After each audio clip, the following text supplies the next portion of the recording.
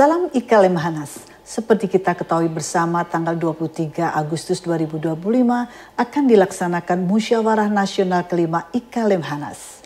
Salah satu agenda penting dalam Munas kelima ini adalah pergantian ketua umum. Oleh karena itu, IKA Channel dan majalah New Telstra sebagai media official IKA Lemhanas akan menampilkan 5 tokoh terbaik bangsa, putra-putri pilihan yang akan mengemban amanah sebagai Ketua Umum IKA Lemhanas masa bakti 2025-2030. Kelima calon ini bukan hanya alumni terbaik, tetapi juga pemimpin berprestasi di bidangnya masing-masing. Mereka adalah figur-figur putra bangsa yang memiliki dedikasi tinggi terhadap nilai-nilai kebangsaan, integritas, ketahanan nasional, dan siap membawa IKA Lemhanas semakin berperan dalam menjaga semangat kebangsaan dan memperkokoh persatuan dan kesatuan NKRI.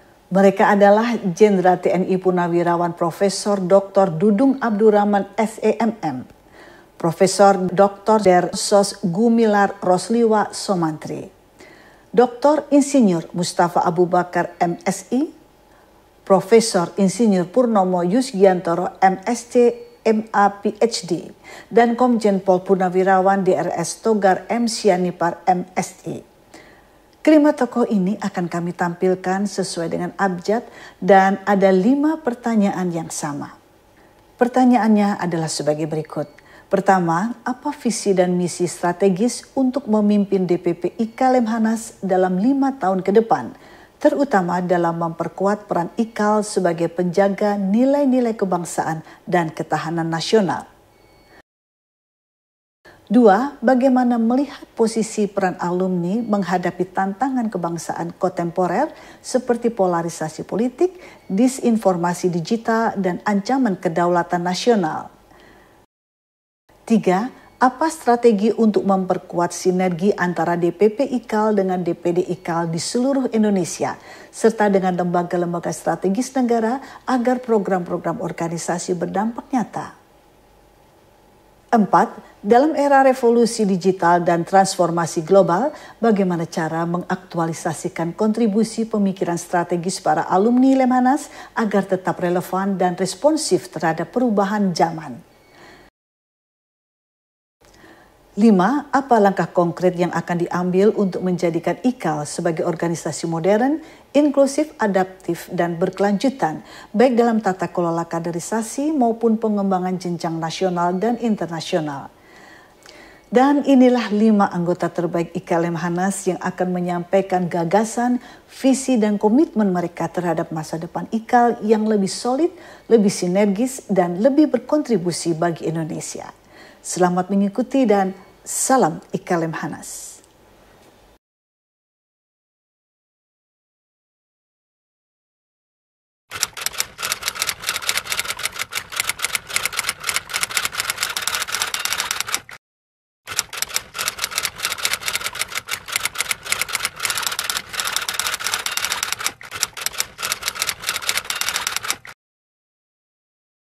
Saya berpikir ya sebagai alumni dari Lemhanas waktu itu di PPSA 21 ya, IKAL, Ikatan Keluarga Alumni Lemhanas ya Republik Indonesia, mestinya memang diarahkan menjadi sebuah organisasi yang menampung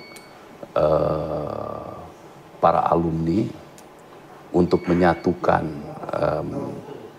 berbagai macam potensi ya, dalam rangka memberikan kontribusi kepada Lemhanas sendiri, lalu juga kepada bangsa dan negara. Terutama bagaimana sebagai sebuah organisasi IKAL ini diarahkan menjadi sebuah organisasi yang efisien, ya, rasional, ya, kemudian memang menjadi contoh ya sebagai civil society, berkiprah ya, kritis namun konstruktif ya, berdasarkan data dan juga memang kegiatan-kegiatannya diarahkan untuk bersama-sama memperkuat persatuan dan kesatuan bangsa, ya, membangun demokrasi yang lebih sehat, ya. Kemudian membangun kesadaran kita dalam berbangsa untuk selalu mengarah kepada hal yang membuat negara ini, bangsa ini menuju kepada hal yang lebih baik, ya. Jadi dalam bahasa yang umum di dunia akademik itu dikatakan sebagai building the better future. Jadi peran IKAL di situ, ya. Dan tentu ini sebagai organisasi yang tidak kecil karena anggotanya cukup besar, ya. Dan visi ini memang ini lebih gambaran, ya. Nanti pada akhirnya perlu dirumuskan bersama kembali bersama tokoh-tokoh, kemudian para alumni yang mempunyai concern, ya, sehingga memang visi ini yang gambarannya tadi secara umum itu bisa dimiliki atau ada rasa memiliki sense of belonging dari semua alumni IKAL, ya, atau alumni Lemhanas.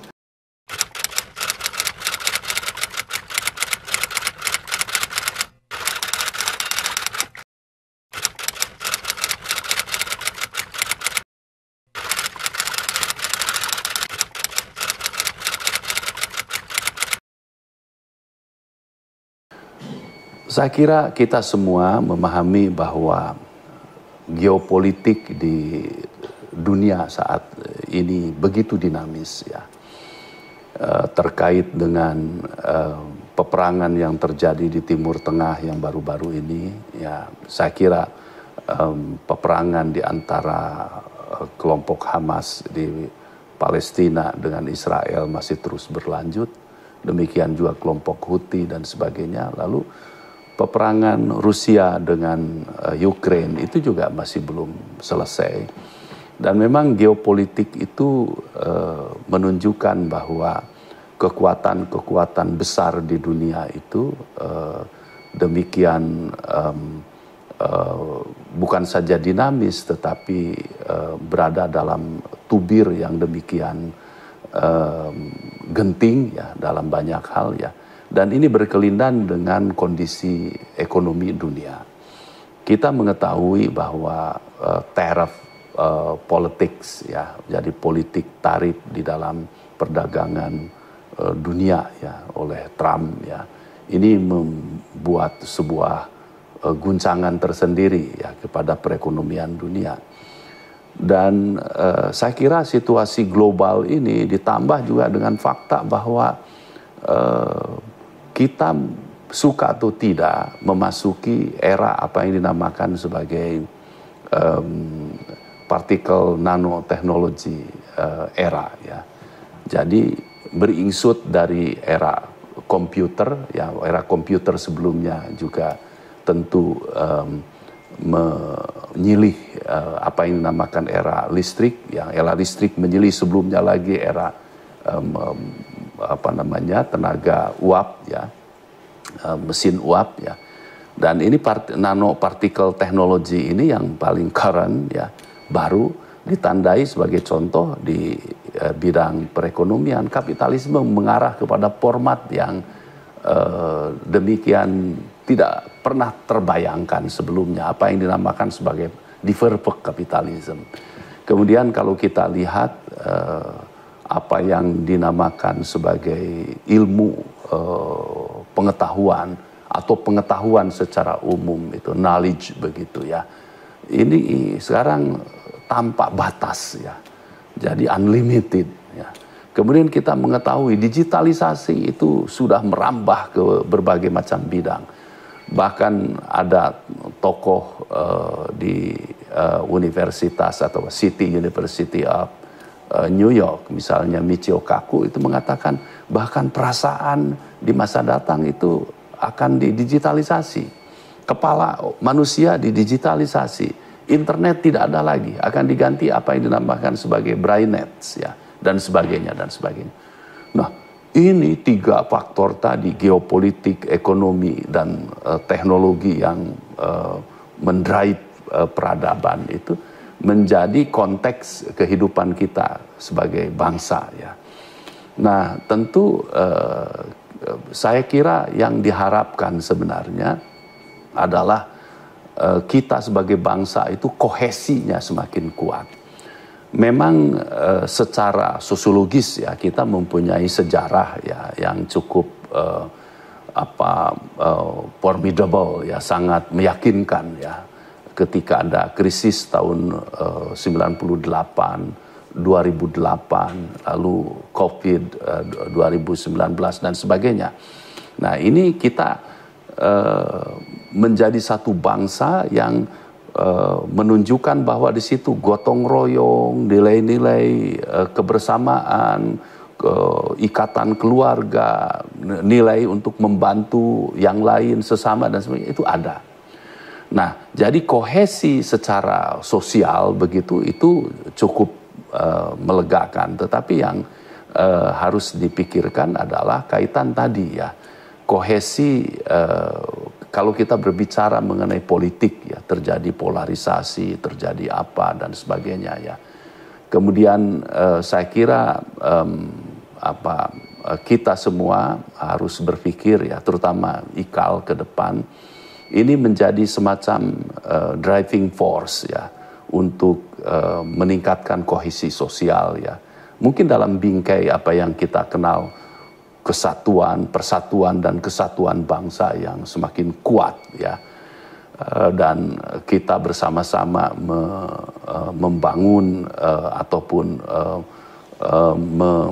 mengeksplor potensi kita ya di berbagai bidang ya, sehingga memang sebagai sebuah entitas kita menjadi kuat di tengah-tengah situasi geopolitik, ekonomi, kemudian juga perubahan teknologis yang demikian pesat ya. Tentu ya kita perlu melakukan adaptasi kepada 3 hal itu ya. Nah, namun di dalam sendiri memang sebagai satu entitas NKRI ini harus memang betul-betul dijaga. Ini karena NKRI ini kan merupakan sebuah harta peninggalan yang tidak ternilai. Nah, sudah ada diperjuangkan dengan darah, pikiran, tenaga, dengan berbagai macam potensi dari para pendiri bangsa, para orang tua kita di masa lampau. Nah, ini tentu saya kira sebuah harta yang betul-betul perlu kita semua generasi sekarang memikirkannya. Dan ini IKAL ini harus memang menjadi bagian tentu dari isu ini besar, tetapi IKAL itu saya kira dengan sekian belas ribu alumni yang masih hidup sekarang ya, dan tentu keberadaan Lemhanas sendiri, saya kira jaringan-jaringan yang dimiliki oleh anggota IKAL, saya kira ini mungkin kita bisa memberikan peranan yang baik kepada pemerintah, kepada negara, supaya kita sebagai bangsa itu memang menjadi bangsa yang relatif kokoh ya, robust gitu ya, di tengah-tengah tadi ya berbagai macam persoalan yang mendera ya.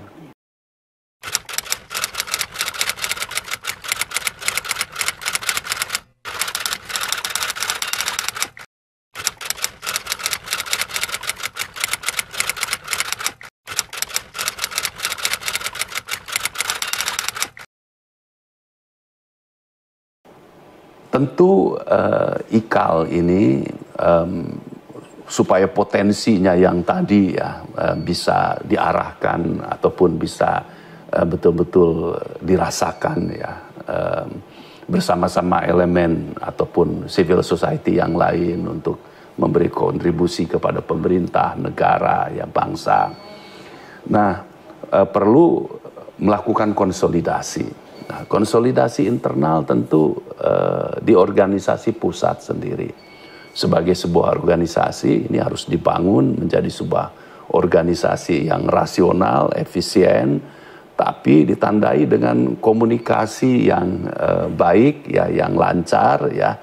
Dan ini menjadi sebuah rumah, ya, IKAL itu di pusat, ya, bagi para alumni untuk bersama-sama bersilaturahmi, berkumpul, kemudian mengasah gagasan, pikiran untuk disampaikan kepada pemerintah, atau kemudian ada action-action yang dilakukan yang bermanfaat. Nah, namun tidak dinafikan bahwa alumni IKAL itu banyak juga tersebar di seluruh pelosok negeri yang di daerah-daerah. Mereka berada di bawah DPP. Nah, saya kira tentu apa yang dilakukan saat ini sudah baik, ya. Memang akan baik lagi, seandainya lebih baik lagi seandainya dilakukan revitalisasi. Sebagai contoh yang sudah dilakukan itu, kita mempunyai Telstra, itu menjadi media komunikasi dari pusat ke daerah sampai. Nah, kemudian kita mengetahui juga bahwa banyak kegiatan di pusat melibatkan daerah melalui conference atau mempergunakan teknologi Zoom dan sebagainya, ya, sehingga ikatan emosional dan juga berbagai macam hubungan silaturahmi, komunikasi itu tersambung, ya. Nah, namun saya kira di masa yang akan datang itu mungkin baik untuk dilakukan katakanlah kegiatan-kegiatan tertentu itu digilir di daerah-daerah, ya. Misalnya katakanlah kita mempunyai sebuah organisasi golf yang cukup aktif, ya. Event misalnya golf itu tidak hanya di Jabodetabek saja, diselenggarakan katakanlah di Bali, atau diselenggarakan di Jawa Barat, atau diselenggarakan mungkin di Kalimantan, ya, yang ada lapangan golfnya, atau katakanlah di daerah lain. Nah, sehingga memang keterlibatan dari daerah di dalam join panitia, ya, itu akan merekatkan lebih banyak komunikasi dan memberikan semangat juga kepada daerah-daerah lain untuk melakukan hal yang serupa. Kemudian tentu kita mengetahui bahwa mungkin di provinsi-provinsi tertentu terdapat persoalan-persoalan terkait dengan pembangunan, misalnya isu mengenai stunting, ya.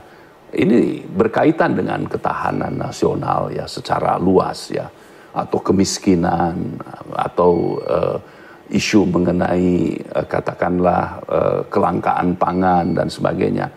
Nah, pusat itu dengan daerah-daerah yang beragam problemnya itu bersama-sama.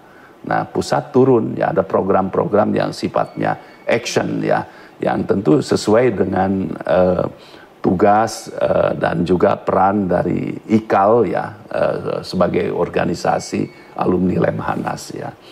Nah, tentu kita mengharapkan memang tidak hanya pemikiran saja kita berkontribusi kepada bangsa dan negara, tetapi ada hal-hal yang konkret, ya. Jadi semacam action-action yang dilaksanakan, apakah bentuknya kita terlibat di dalam upaya community development, ataupun kita IKAL ini bersama daerah itu bekerja sama dengan Pemda masing-masing untuk membuat program sesuai dengan anggaran Pemda, misalnya lebih efisien, lebih fokus pada program yang ada seperti stunting, kelangkaan pangan, dan sebagainya. Nah, saya kira dengan demikian sebagai sebuah organisasi ini akan dinamis. Pusat dengan daerah itu akan terus ada komunikasi, ada hubungan dan konkret terkait dengan program yang dijalankan, gitu.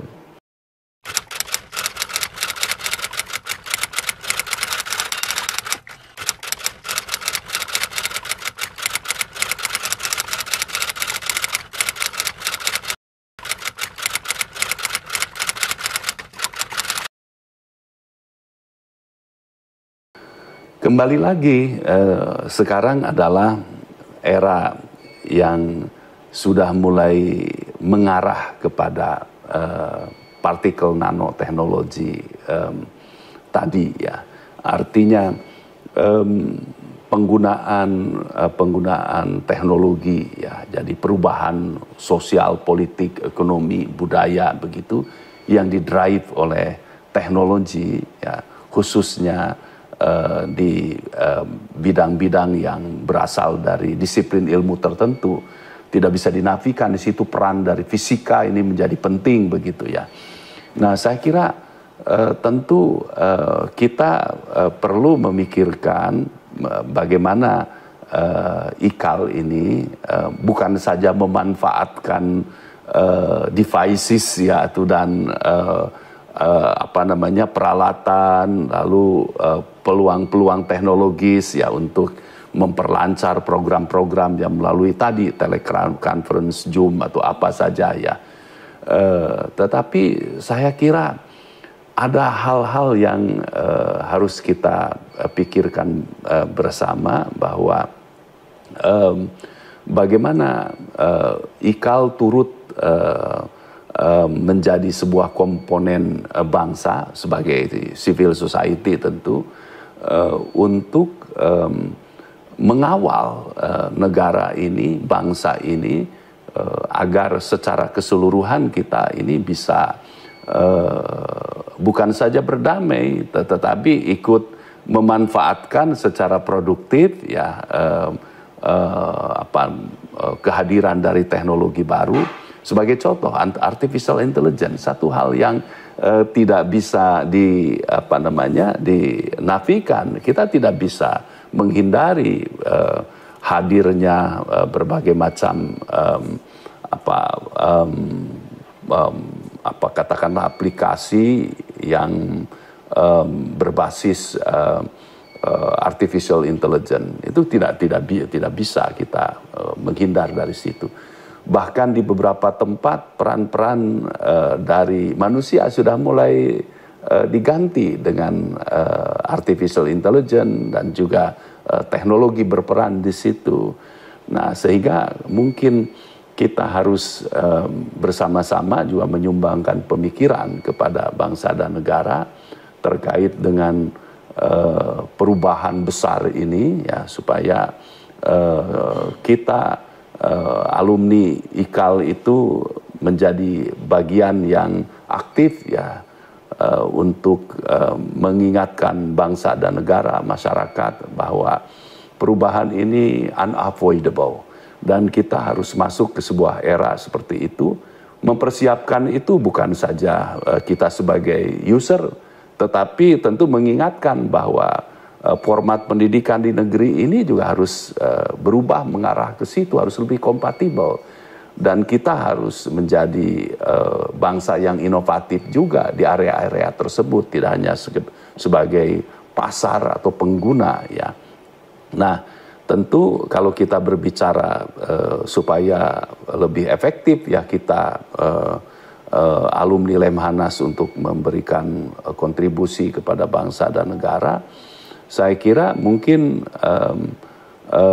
perlu ya kajian-kajian dilakukan, misalnya ada ISC dan sebagainya. Mungkin kita menyelenggarakan seminar bekerja sama dengan berbagai macam pihak ya, seperti industri, perguruan tinggi ya, memikirkan isu-isu mengenai hal ini. Karena isu-isu seperti ini adalah krusial. Kita bisa menjadi bangsa yang tertinggal. Sekali lagi, kalau kita tidak bisa berdamai, menyesuaikan diri, bahkan kita berperan di situ menjadi bangsa yang inovatif, kita abai, maka ya kita akan menjadi bangsa yang rentan. Kita berbicara mengenai ketahanan nasional ya menjadi sesuatu yang kurang bermakna lagi nanti.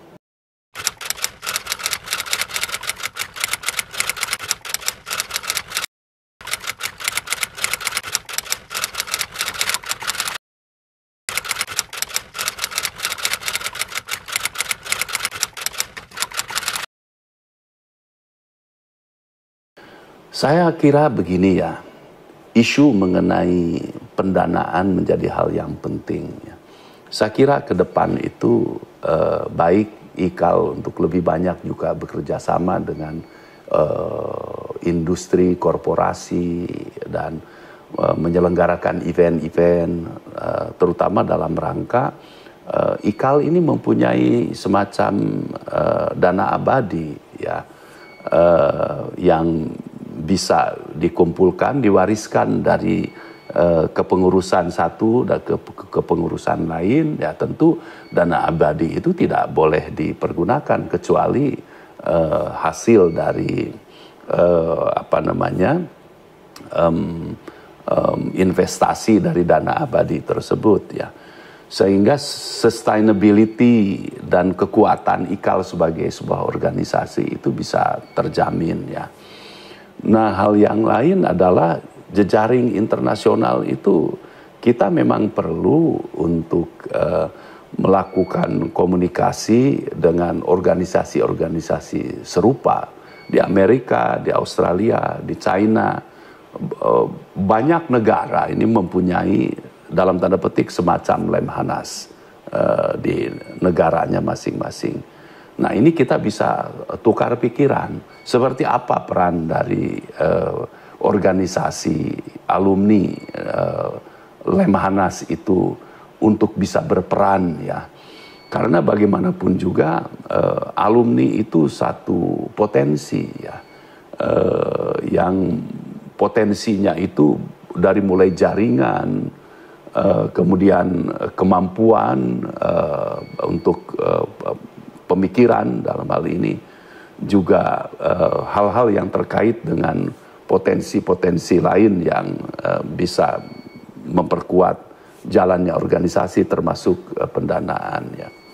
Dan tentu memang kita perlu menyampaikan pemikiran atau kerjasama untuk program yang lebih konkret ya, action ya, action misalnya semacam program yang langsung dijalankan bersama dengan pemerintah, Pemda, ya, misalnya Kementerian Sosial dan sebagainya, untuk mengatasi stunting sebagai contoh ya. Kita sudah mengenal baik ada program yang demikian positif dari pemerintah yang dinamakan sebagai makan siang bergizi itu ya. Nah tentu kita perlu ikut mendukung ya. Dan bagaimana kita misalnya mengambil sisi lain, memperkuat program pemerintah itu dalam rangka mengatasi stunting di daerah tertentu. Nah kita mungkin bisa bekerja sama dengan kementerian dan lembaga atau dengan industri ya, bahkan perguruan tinggi. Nah dan tentu tadi DPD yang ada di daerah. Nah sehingga memang apa yang kita jalankan itu bisa menjadi sebuah hal yang konkret dan nyata ya, membawa kepada perbaikan ya.